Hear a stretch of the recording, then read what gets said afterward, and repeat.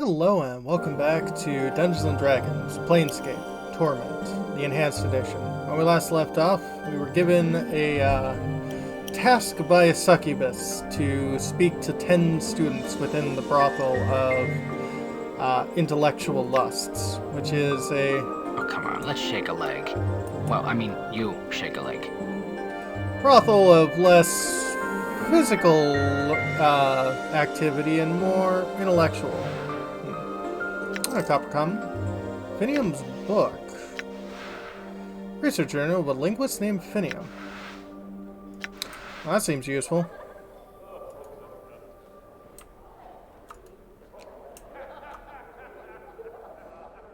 Mordrem. Strange cubic creature seems to be as much machine as is organic. As you approach the thing, it stares slightly at you with wide, unblinking eyes. Its face hasn't the slightest trace of emotion on it. Come on, Chief. We're in a building full of some of the sexiest chits on this side of the multiverse, and you're stopping to talk to Mordrens?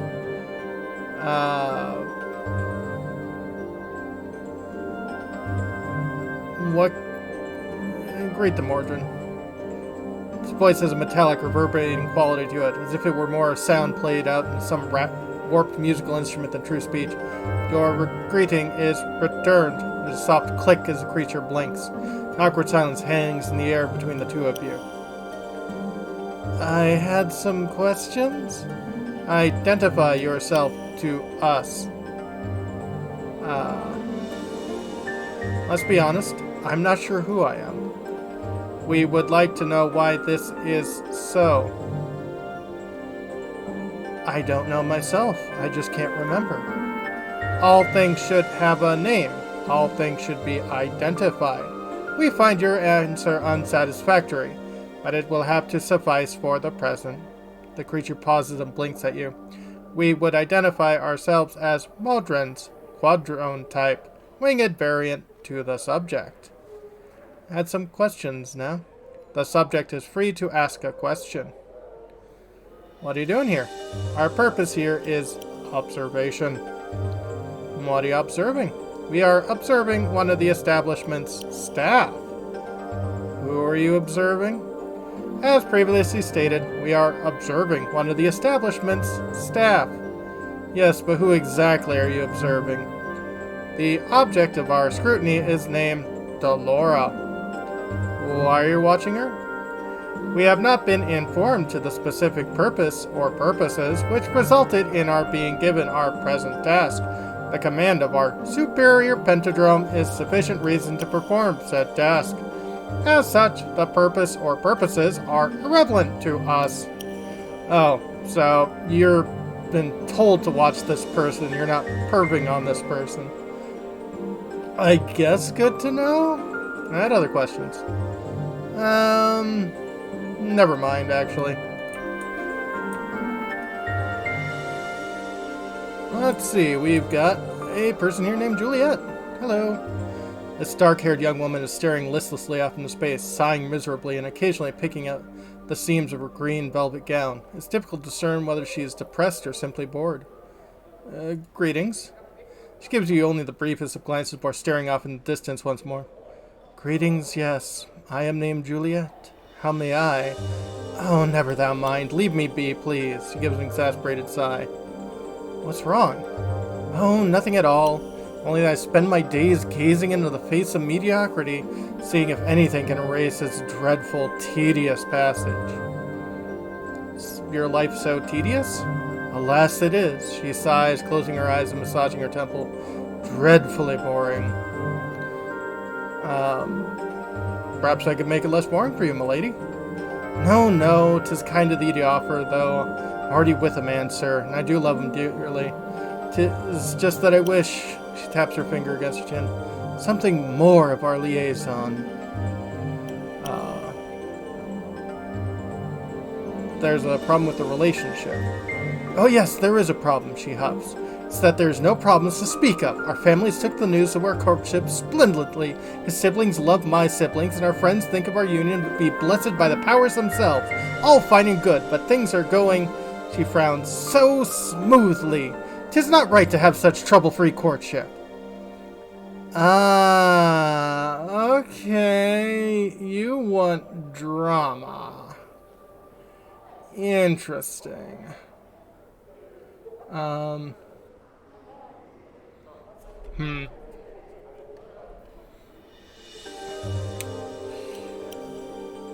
I don't know about that. Dost thou not? Hast thou ever had such a courtship? She glances briefly at you.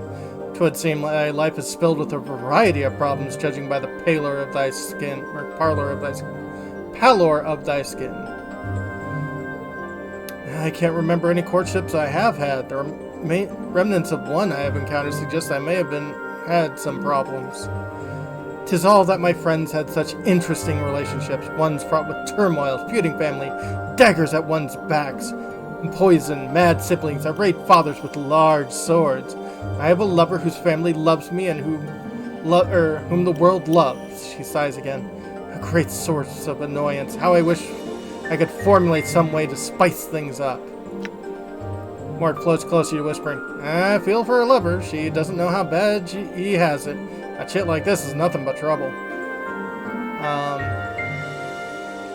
Well, what did you have in mind, Juliet? I am not sure. Some element of danger or jealousy. Something intense.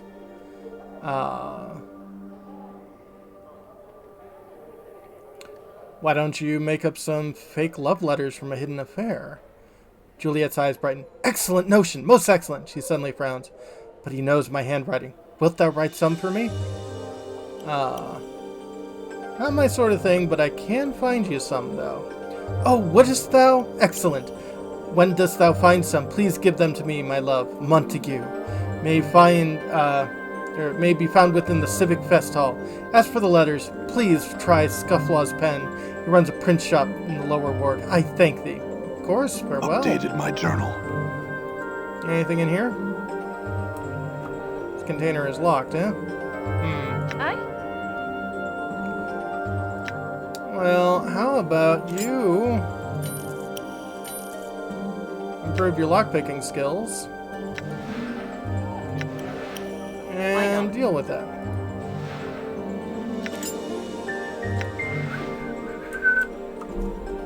Anything else in here? There's something in there.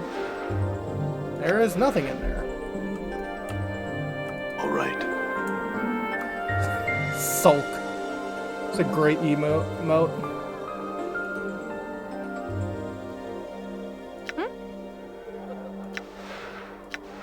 Why not? Got it. Some cash.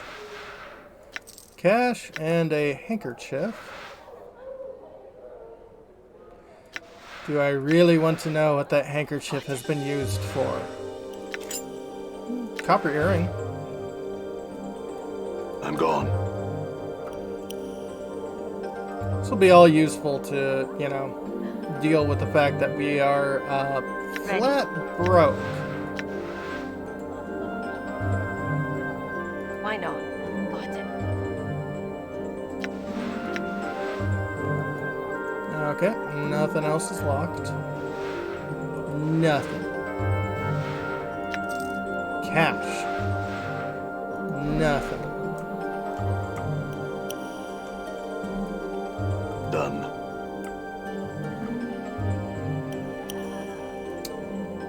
Sisir. This alarmingly voluptuous woman has a thick mane of wavy raven-color hair. Raven. Maybe the ravens in Sigil are a bit more crimson. Bluish skin, okay, and shimmering crimson eyes. I guess. Like rubies which have its fires lit behind them. Though she is not beautiful in the typical sense of the word, her features are exotic and not altogether unattractive. It was 2000. Greetings. One's voice is deep and sensuous. And greetings to you, sir. Her burning eyes roam over you. I'm Sisir. So tell me, what might I do for you, Anything, Mort cries. Do anything you want to me. Kasai laughs heartily, revealing canines long enough to be considered fangs. She shakes her head and smiles at Mort. Truly, though, please, what can I do for you? Alright.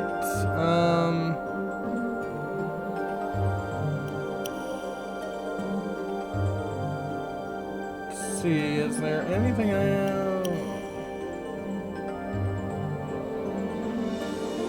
What do you usually do for patrons? Talk, of course, usually about dreams, often those erotic in nature, but not always. Kisai winks at you, smiling. So, would you like to tell me yours? Don't be shy, I've heard everything you know. Nothing will shock or surprise me. I so love to hear people's dreams. We can trade if you like, but you must go first. I don't have dreams, actually. Kasei arches his eyebrows in surprise. Truly, how sad. Even fiends and divas dream, you know. Are you certain you don't? Quite certain. No dreams at all lately. Too peculiar. I'm at a loss what to say. Now, I did have some questions. Kasei blinks her crimson eyes at you waiting your questions.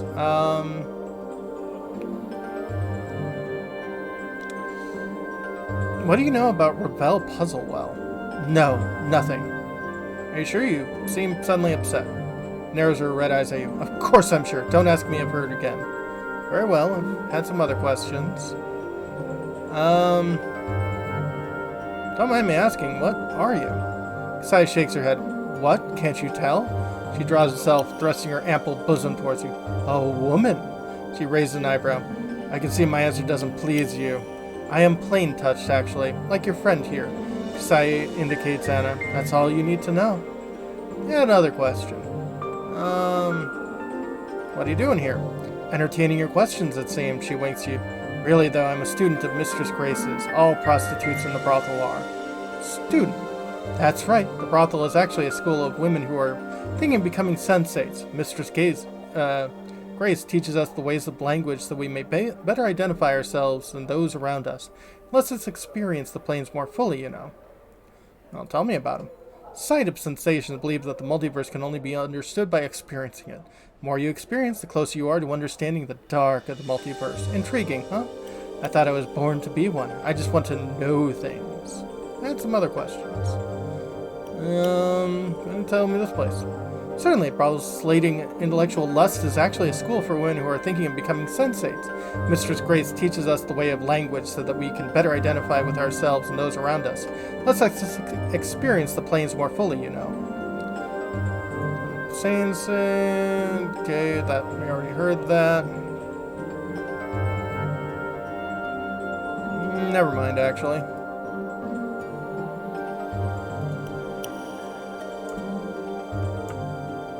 These are all locked.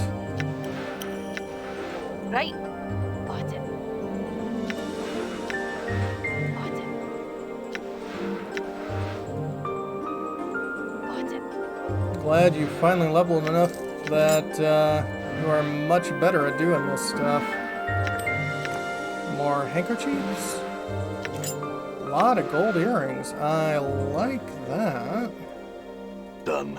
I like what I see. This tall, elegant woman with her sharp features and a regal demeanor is a striking example of aristocrat beauty. Her clothes appear to be spun of silver thread, and a small phial dangles from her necklace. She is perfumed with an exotic, erotic scent that seems to draw you towards her. Greetings. He looks you over, arching an eyebrow, what sense to be disdain. Greetings, my name is Vivian. Am I to presume I'm being summoned? No, I just had some questions. She nods imperiously. Go on, then. Let's see here. Can you tell me of this place?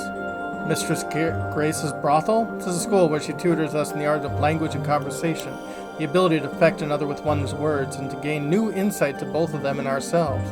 For many, 'tis in preparation to become a member of the Society of Sensation. Another question. Go on, then. What's that phial you've got on your necklace? Vivian looks down at the phial dangling from her throat. Oh, that. 'Tis a phial of perfume, merely. I assure you, though, this particular aroma is in no way compared to my personal scent, she sighs. Your personal scent? Yes, I have a peculiar scent that seems to have gone wandering. It is somewhat difficult to keep in one place.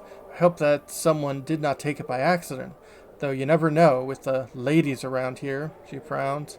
So, by any chance, have you smelled it somewhere? How can a scent go wandering? Vivian shakes her head. I meant to infer that it had been taken. The ladies around here are a bit jealous at times, and I've been known to take my various perfumes for themselves. This time, though, someone has absconded with my own personal scent. I've worked on that scent, perfected it, and now, poof, it is gone. I need not bear such annoyances. Vivian stomps her feet. I want that scent back, and I want it now. I can help. Vivian seems dubious. Are you certain? I don't want to impose. No imposition. I'm pleased to help such a lovely woman as yourself. Updated my journal. And I mumble something angrily. You catch her word, piking an idjit stick. Vivian smiles and nods. You are too kind. Very well. If you run across it, please let me know. I'm somewhat anxious to get it back. One-of-a-kind scent, really. Well, let me ask you something else. Do you know anything about Ravel Puzzlewell? Isn't she some sort of historical figure? I can't recall. Who is she? A night hag from Sigel's past, I think. Updated my journal. I hope she stays in the past, then. Night hags are foul creatures, besmirching all femininity everywhere in the plains. Suddenly pauses. You may want to ask Yves. She knows all sorts of peculiar little tales. Alright. Had another question. Actually, never mind. Is there anything in... Ooh.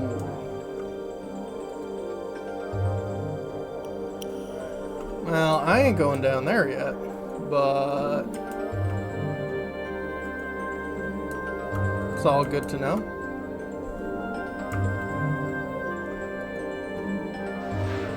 Nothing. Money. Silver. Arissa. Squinting at the figure behind the partition, you can barely make out a shapely female form in the darkness. Turns to you, but you can see nothing of her face. Greetings. Figure answers in a voice that is slow and deadly, like a steel dagger drawn across stone. Yes. Come speak with Marissa, have you? Quite rude of you to enter a darkened room, storming behind my partition like so. Rude and foolhardy. You can hear a faint whispering sound like a slight breeze, or the hissing of serpents. Bart whispers quietly, Wow, creepy chit. My apologies, my lady. I wasn't sure if someone was here. Woman gives a slight, It would seem that there is someone in this room, wouldn't it? Shall you be on your way, then? Not just yet. Have some questions. Ask. Why is it so dark in here? To prevent any unwanted and embarrassing casualties. Now, what is it that you want?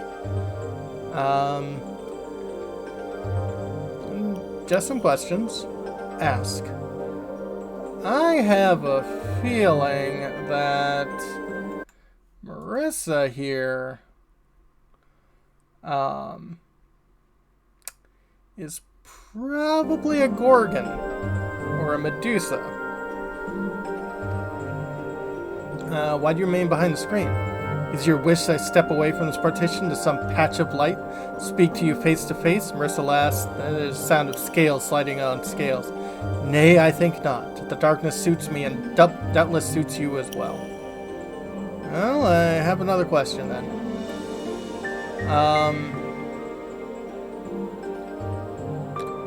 Trying to find Vivian's scent. Do you know where it might be? No, I haven't a clue. Know anything about Ravel Puzzlewell?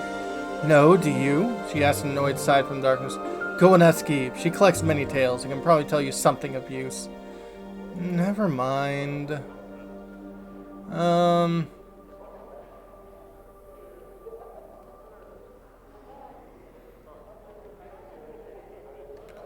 Man behind the screen, please come in the light. Nay, and the addition of please will not serve to persuade me.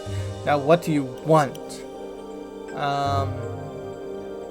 Surely you did not come all this way to see me. Well, I do want to see what you look like. You have no such want. Oh, I do. What do you look like then? The darkness hides us both. Let's make it a game. I'm frightfully bored. Let me guess, you are a human male. I think so. You think so? How could it be that you do not know? I really have no sure idea of what I am. Truly, that's almost interesting. There's a sound of hissing in the darkness. Describe yourself for me. I'm tall, muscular, and horribly scarred. Indeed. She paused for a moment. How are you so horribly scarred? Wait, never mind. I don't wish to know. Now describe yourself for me. Marissa describes herself as a shapely, pale-skinned, beautiful woman with a forked tongue and hair made up of withering asps and glowing eyes, which you assume she must be keeping shut. Are you a fiend? Updated my journal. Marissa laughs lightly, the sound accompanied by a slight hissing. No, hardly. Though I have some powers that might be called fiendish. My glance turns living beings into stone, for instance. From beings of flesh to statuary with a bat of an eyelash. That must be inconvenient at times. Updated my journal. You think so? That must be why I sit here alone in the dark, hiding behind a partition. Though you can't see Marissa, you're certain she's sneering. She suddenly sighs. If only I knew where my crimson veil had gone. Have you seen it perchance? No? What's it for? Is it like a normal veil? Marissa sighs quite. No, not quite. It aids me in communication. Face-to-face communication, that is.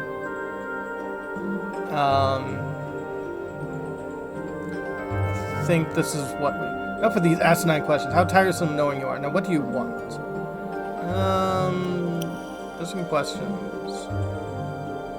Well, I don't want to turn a Lim into a statue. That sounds rude. Never mind. Farewell. But I think we definitely need to find that veil. So when we come back... more of the brothel of slacking lusts. Have a good one, folks.